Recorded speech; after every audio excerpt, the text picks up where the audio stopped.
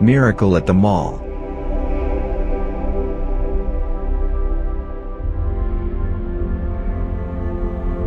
When I pray, coincidences happen. When I stop praying, coincidences stop. A story's origins can't be traced completely. But people who knew the late Howard Conitzer, founder of the Beverly Hills Baptist Church in Dallas, recall his integrity. They know he would have to be personally convinced that an event was authentic before sharing it with others. His widow, Helen, and some members of his former congregation now attend church on the Rock South in Duncanville, Texas, and remember this story well.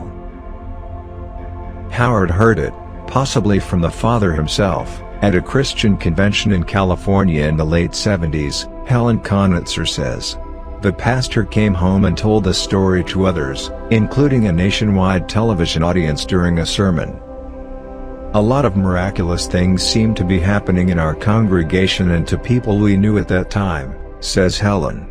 This was just one more, so we accepted it as a gift from God and never felt the need to try to prove it. Hence, the trail has come to an end. But the wonder remains. Alexandra and Joanna, two teenage sisters, had enjoyed shopping in the large enclosed mall. But by the time they were ready to leave, it was dark. Standing at the mall exit, they could hardly see the outline of their car, the only one left in that section of the dimly lit parking lot. The girls were nervous as they waited, hoping a few customers would come along so that they could all walk out together. Both were aware of the current crime wave. There had been muggings and rapes in area shopping malls, and they remembered their father's warning, "Don't stay too late."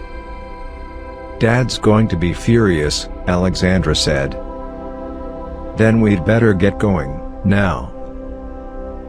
Joanna shifted her packages, pushed open the door, and walked as fast as she could. Alexandra followed, glancing from side to side.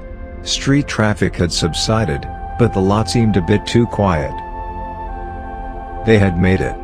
Alexandra shoved the key into the car lock, got in, and reached across to open Joanna's door. Just then the girls heard the sound of running feet behind them. When Joanna turned around, her heart almost stopped.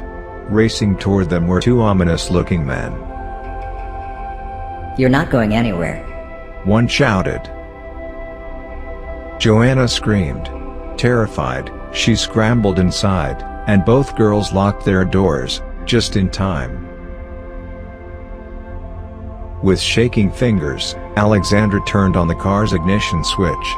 Nothing happened. She did it again and again. But only the sound of the key clicked in the silence. They had no power. "Alexandra, try again." Joanna was frantic. The men were pulling the door handles, pushing at the windows. "I can't," Alexandra cried. "It won't start." The girls knew there were only seconds of safety remaining. Quickly, they joined hands in prayer. "Dear God," Joanna pleaded, "give us a miracle, in the name of Jesus." Once more, Alexandra turned the key.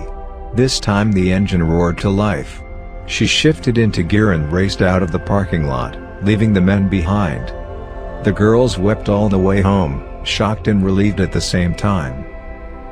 They screeched down the driveway to the garage, stumbled into the safety of their house, and told their father what had happened.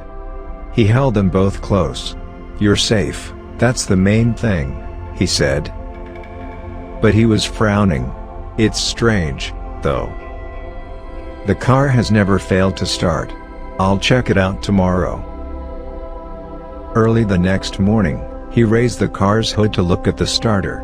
And in one stunned glance, he realized who had brought his daughters safely home the previous night. There was no battery in the car.